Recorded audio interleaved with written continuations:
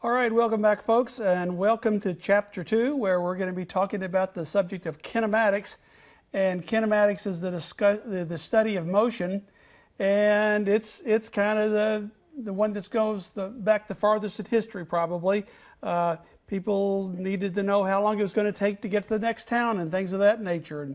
And so people have thought about how fast they're going, how slow they're going. If you go faster, it'll take less time to get there. It's just built into us from way back, and it's built also into most of the subjects that we study in physics, whether it's magnetism, electricity, light, you name it, it's all over the place. And so we need to get a good firm foundation on the study of motion, and that's what we're going to be doing here. Now I'm going to kind of do things in a little bit different order than they appear in your textbook. What I want to do is I want to start off with the part of this subject that you're most comfortable with already because you live on this planet, you drive cars, or at least ride in cars and all that sort of business. And so we're going to work with some problems that I hope will be, they'll make sense to you if you hadn't even been in the class. And so that's what I'm going to do today. And the homework that's related to this is in the second homework set. And so what I'd like you to do is to listen to this, what I'm doing today, and then instead of doing the 2.1 homework on displacement, jump on into that the motion, the velocity problems that are in the second section. Okay? Then in the next video, I'll talk about what's in the first section and the second section in the formal sort of way it's presented, where we go from distance to displacement and from speed to velocity and these things. Okay, so you got that? I'll talk about it. You all work on the second set of homework, and I'll come back next time and talk about all of those things in a more formal sort of way, and that will take care of it. So I have two problems. That's all I'm going to do is work two problems for you, and both of them to some extent show up in those homework problems. So I'm just kind of giving you a flavor of them. And I'm going to start off here with this problem. First of all, I'll talk about that the average speed is defined as the distance something travels divided by how long it takes to do that travel. And in the more formal stuff, next time we'll talk about the velocity being equal to the displacement over time. As it turns out, almost none of the homework even gets involved even in that section in displacement and velocity, oddly. But anyway, so we're looking at this more general everyday notion of speed, distance, and time. The units that we usually use are meters per second. I'll use that in the first problem today, and I'll use more familiar units in the second one. But in almost all cases, you'll use meters and seconds and then meters per second as the unit of velocity. And the problem I want to deal with here is how fast am I, and actually you, because most of you all live near the same latitude as I live, how fast are we traveling just because we're standing on the Earth? And clearly that's what these two pictures are all about. We have a view, well, here's our Earth. Here's our Earth, and here's looking at it with the geographical pole, the pole that has to do with physically the Earth, not the magnetic pole, which is down here somewhere. So anyway, the vertical line in the top picture is this pole right here. And then what you're seeing then for the circle is this circle around like so. The bottom picture is this view, and what I need to do is to draw something here in the middle to indicate that right here is the geographical north or south pole. We really don't know yet in this problem. And so because I'm standing on this spinning Earth, this picture down here is the bottom one is the easiest one to think about. Because I'm standing on the Earth, I'm moving around in a circle and I have some speed, and so I can find the speed from finding some distance and some time. So I have speed equals a distance over a time. The problem is we're a little bit short on distances and times here. Anybody know any times? Well, if there's some distances and times built into this, because the Earth goes around in a circle in 24 hours. So we could say that we have 24 hours as our time. All we need to do is figure out how long it takes, how big around, what the circumference of that circle is. Now, where is this circle we're talking about? I'm talking about where I am right here is, the equator, okay? And we know that this is the radius of the Earth from the center of the axis out to either edge. That's the radius of the Earth. But I'm not out here, I'm up here somewhere. So we need to deal with that, and that's why we need to figure out about this latitude. How do I know what my latitude is? I know my latitude because I know a website I can go to find it. And the reason I know about this website is we have a lab that deals with magnetism, and the goal of the lab is to figure out where the virtual apparatus is. And as it turns out, it's in Hamilton, Bermuda, Bermuda is an island way off the coast of the United States, and that's where the apparatus is hiding. And the apparatus it behaves as if it's there. And in order for them to figure out where they are, the students figure out where you are, you have to get involved in latitudes and longitudes and all this sort of business. So we need, incidentally, one thing that's interesting in that lab, when you start looking at the magnetic fields at that location and any other location we look at, when you come back the next year to do the lab, the numbers are different because the Earth's magnetic field changes in space and in strength over time. And in some cases, it's pretty bad that it does that. And one good example is sea turtles have a problem that they find their way home after they go out to sea for a long period of time. They come back and they go back to magnetically where they were before. And unfortunately, the Earth's magnetic field sometimes changes enough during the time they're out that instead of coming back onto the beach, they come back onto the highway. And there are actually people where there are sea turtles and other wildlife too, where they actually take it as their deal that they do in life, like being a member of the Lions Club or whatever. They are people that pay attention to these sea turtles and make sure that they don't end up at the wrong spot and go get them and move them to where they're supposed to be. So anyway, usual long story to get to why I have this little tool here. This is a NOAA tool, and it allows you to find your latitude and longitude by entering your zip code. Mine is 40503. And we get that my latitude is about 38 degrees, no minutes, and 28 seconds. So it's about 38.5 degrees. And so let's just get rid of that and put that in here. Now, by the way, I would highly recommend that if you're so inclined to stop watching me right now and go ahead and just jump in to see if you can solve the problem. I'm going to go ahead and solve this problem, but if you're in the mood for learning maybe more out of this activity, trying it yourself, I think that'd be a great idea. Let's see if I can figure out how it works. Okay, so where's this 38 degrees? 38 degrees is this right here. And incidentally, those little orange slice, segment lines are longitudinal lines. Don't get me started on that. Okay, I won't. So this is where I am. Now, what is it I'm doing? The whole Earth is spinning around this vertical axis, so that means that I'm going around in a little circle. And let me just draw this down to here and come down to here. So here is how big, and I know it's not even close. Here's how big the circle is that I'm going in and that we're going in. So if you were out here, you'd be going faster because you go a greater distance in the same 24 hours. We're going to just deal with what our situation is. And so how might we go about finding that? Well, first of all, the distance when you go around this circle is 2 pi times r, and r is what? Well, if you wanted to know what's happening on the equator, then you could find that. But we want to know what happens to me. I want my radius.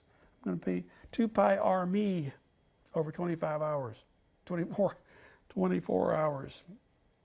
Okay. Now, what is that radius? Well, now we're not studying, really looking formally at trigonometry until chapter 3. This is the only trig problem we'll see prior to then, so I would assume everybody would be okay with that. Hopefully for everybody it's a review in chapter 3. Okay, I need to know what this radius is, which is the same as this one right here, r me. So how am I going to go about that? Well, we have a triangle. Here's the hypotenuse, which is r Earth. The adjacent side is RE, so the cosine describes this relationship. The cosine of 38 is that's RB, excuse me.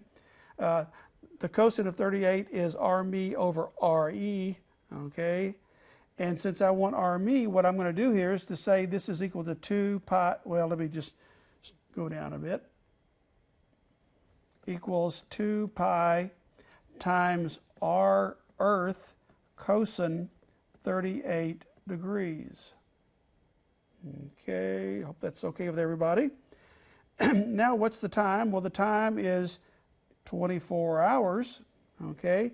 Now, I need to know what the radius of the Earth is. How do I find that? Well, I go back in here to the browser again, and if we go to the, you can go in your book, but actually it's handy for me in the ebook. I have it here. Here's the Earth. The mass of the Earth is 6 times 10 to the 24th kilograms. Does that surprise you? But the radius of it is 6.38 times 10 to the 6 meters. So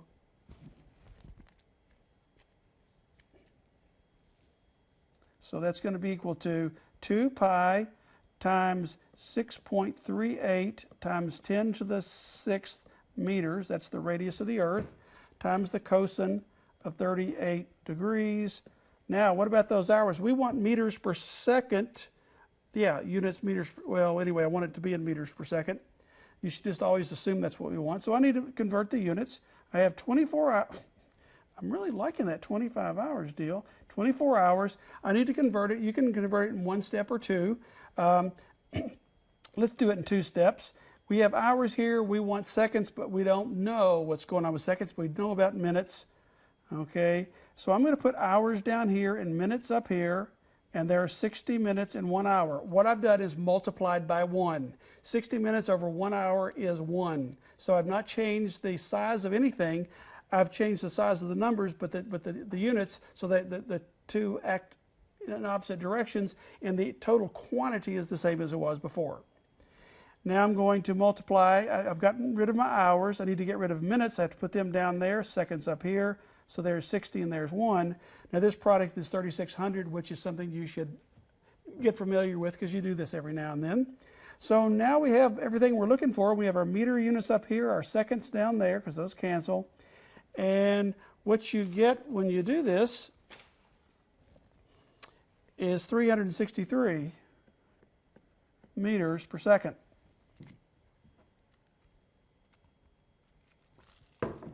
How big is that? When you're in a car out on the interstate, you drive in the 20s of meter per second. If you want to know exactly what it is, just check it out. But that should give you an idea. So this is like 80 times that bigger, no, 180 times that, 18 times that big. Anyway, this is way faster than when you're driving on the interstate. Okay, so that's how fast I'm going.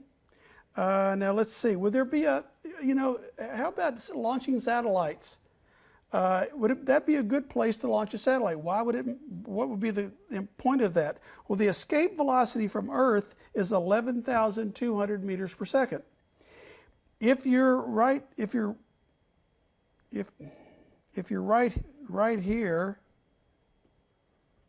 okay, if you're right here on the Earth, you're traveling 363 meters per second, around and around like so.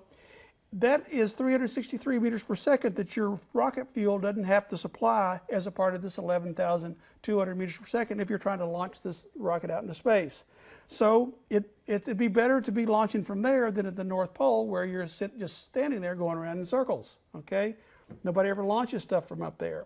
What you try to do is to bring your rockets down here to the equator so you can get the extra speed because you're going a greater distance in the same amount of time. And if you were to go researching this, you'd find that the numerous countries that do launch rockets try to have an island, down in the closer to the equator to launch from. And yeah, so that would be a good idea. And I think that in one of your homework problems, you worked the problem about what's going on if you're down there in the equator. So this is something that's an important part of rocketry. Now, one other thing I want to mention here while we're at it, one of the big problem with launching rockets is the fuel. In order to get the energy it takes to launch the rocket, you have to have fuel that grossly outweighs the rocket. The fuel that has the energy content to launch the rocket is very dense, so you need huge amounts of it, and all you do is mainly lift itself up in the sky, and a small part of it is actually making the payload go somewhere. So there's a constant search going on, trying to figure out a way to use lighter fuel or less fuel or whatever. And my last little goodie I want to show you here is about that. And this is something that's been in the news recently, a proposed way of launching rockets with much lighter fluid. And the idea is to use is to use fuel that's not very dense. Well, there isn't fuel that's not very dense, but there's propellant that's not very dense. If you have a balloon full of air and you make it really, really hot, those molecules are moving so fast that they'll blast the balloon apart. So you get them going very fast. Well, what you're trying to do is launch stuff out the back of the rocket. If you had a bunch of just air inside there and you could get it going fast enough, when it blew out the back, it would, as we'll learn about with steady momentum, it'll push the rocket the other direction. So if there's some way that you could put the propellant up there, but not have to put energetic propellant, which is very heavy, up there, then you would have solved the major problem. And that's what this crazy thing is all about. And this is a simulation. They did an awfully good job of the simulation. Here is their proposed rocket, and it kind of changes the way it looks throughout the video. This is a microwave generator. Okay, we'll learn more about microwaves later on, but it's waves that are outside our visible range, and it is firing the microwaves at this rocket, which should be they should be showing the black side. But anyway, so they're firing these microwaves at the rocket. It gets it very, very hot. So this light gas of hydrogen and helium, I believe they use, gets hot enough when it blasts out the back of it, it can launch the rocket. And so this thing is picking up more and more speed by being heated up by all these crazy looking microwave generators. That one just decided to cool off a little bit. And so there it is now. It's coasting around the Earth. And of course it needs to release a payload here in a moment.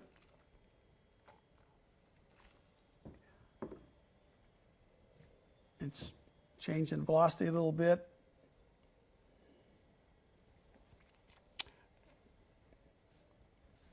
And now what it needs to do is release its payload. Yay. And now what it needs to do is come back to Earth and be reused. So it turns around the other way around, and now it's going to be blasted from below by the microwaves again, and it's going to be used like retro rockets. It's going to be the propellant's going the opposite direction it's going, so it slows down. Now it's re-entering and just casually landing there. Isn't that great? It's a happy little gadget. So there is a company that's been working with NASA on this, and I have no idea. I know that they have recently said it looks like this would work. There's a lot of stuff to figure out to make it work, but it does look like a possibility. So anyway, there is all that stuff. All right. Now, okay, so what the heck is going on with the Earth down here? I just want to mention one more thing. There's always one more thing about traveling, and what I want to do now is talk about if you travel, fly by jet around the planet.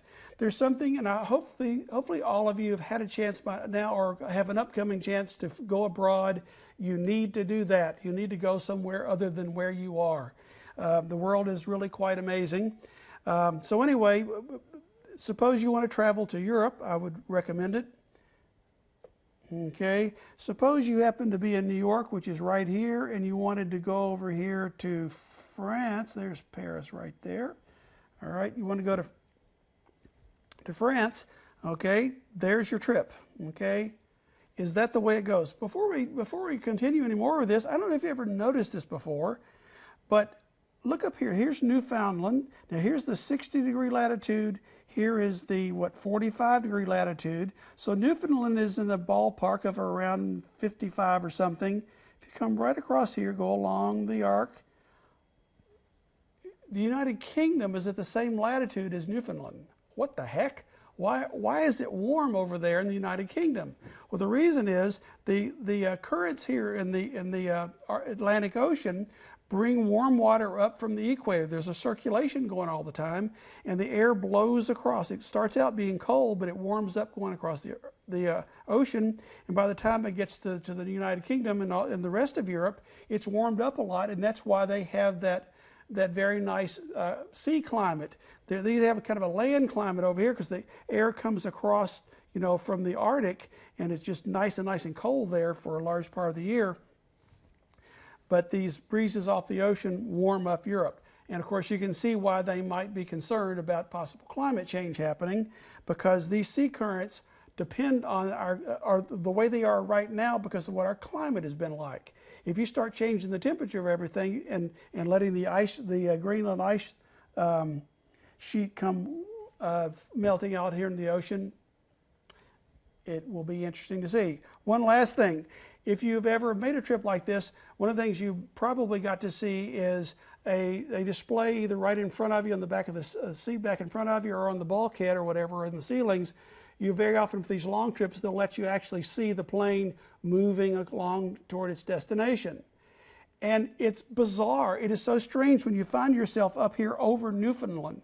You go right up the coast and then head across over like so. What's going on there? What's going on there is that this straight line doesn't make any sense because we're on a curved surface. You don't go in straight lines across the surface. You go along the edge of the surface. And the shortest distance between any two points on a sphere is along an arc of a great circle. And this is not an arc of a great circle. Something that goes like so is an arc of a great circle. So planes always fly in those arcs. When you look at, like in magazines, if you in the seat back or whatever, and they'll show all the places these planes go to, they'll have these big long arcs, and what those are is those arcs of circles instead of these nice straight lines, which seems logical. So anyway, that's pretty cool, I think. All right, so there's all I have to say about that stuff. And now what we want to do is go on a family visit to the amusement park. Sorry, those days are over. You're back to the drudgery of listening to me. Family visits an amusement park for the day, then returns home. The total trip is 100 miles. Now we're using funky units here. And Mom drives at 40 miles per hour on the trip over, and 16-year-old Bobby, actually the insult is, Mom, what is Mom doing driving 40 miles an hour? But Bobby is a new driver, but he likes to go fast. Excuse me. What's their average speed? What do you think their average speed is going to be? Obviously, it's going to be 50, right? Well, let's see what we know. We have that the average speed, I think I'll do V with a bar over the top of it. A bar over the top of something is the average, is the distance over the time. Now, that's what we have for average speed. There is not an equation that says the average speed, when you have two different speeds, is their mean. There's just no such equation. Now, that equation will pop into your head when you start trying to do a problem and don't know what to do. You think, maybe I should average these two. Well, we don't have such an equation. So what you need to do in problem solving is think, what's the information I have and what are the tools I have to work with? And what we have here is just this dinky little equation right here. And what else do we have? Well, this trip is a total of 100 miles. And so they start over here, they go over here, they go 50 miles this way, and then they go 50 miles back this way. And so it's a total distance of 100 miles. I'm such a careless writer. Okay, so that's what's going on with that. What else do we know? We have that V mom is 40 mph, and V Bobby equals 60 mph, and those are actually constant velocities, but they could be average velocities too, but those are constant values. So we know that stuff. So we have a distance, we have two equal distances, and we have two different velocities, and we have this equation up here. What are we going to do now? Well, what could you do with what we have up here? We have 50 miles for this trip Mom took, and we have 40 miles an hour is the speed at which she went. That's that is the velocity and the distance, we could find the time for her part of the trip. Maybe that would be useful. Okay, so we could have not only this stuff up here, but we could also have T mom and T Bobby. That's a weird looking thing. T Bobby, okay. We could find T mom and T Bobby from this equation up here. So what good does that do us? We want to know what their average speed is. The average speed is found from this equation. Well, so we need a D and a T. Can we get a D and a T for the whole trip? Well, yeah. With this velocity and this distance, we can get the time for her trip, and we already know the distance for her trip, and likewise for his. That is, we could say D mom plus D Bobby over T mom plus T Bobby. Okay. Is that a distance and a time? Yep, that's a distance and a time. We can find her distance and his distance, and likewise for their times, and that would be the average velocity for the whole trip. Now, we need to think about what is the deal with this average velocity. The average velocity, or average speed, I should say, is the constant speed at which you could travel to get the same results as with the different values. So if you go over at 40 and come back at 60, if you could go over at 42 and cover the same distance at the same time, you've achieved the same thing. So that average velocity gets the same job done, just with different numbers, working somewhat differently with the numbers. So that's what the average velocity is. It's the constant velocity to do the same thing. Okay. Well, this is the average velocity for the whole trip, the total distance over the total time, and that would get the job done. What's their average speed? So let's give that a whirl. We know what the distances are. We need to find the times. Let's take this equation and solve it for the times. So we can say that T is equal to D over V. And so let's do this for mom first. And so the distance for mom is 50 miles. The velocity or speed for mom is 40 miles per hour. And that turns out to be something like 1.3-ish or something. Yeah, 1.3 hours.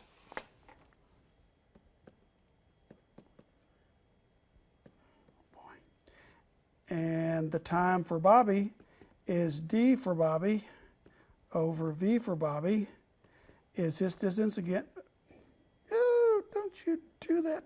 Don't you do that. Don't you do that. Windows. I hope that it restarts where it was.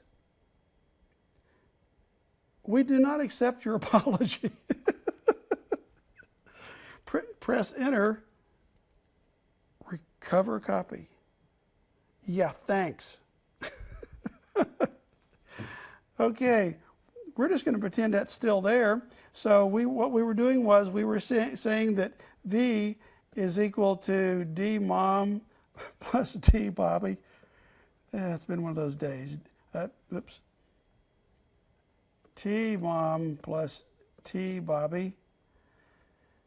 Is that what I was doing?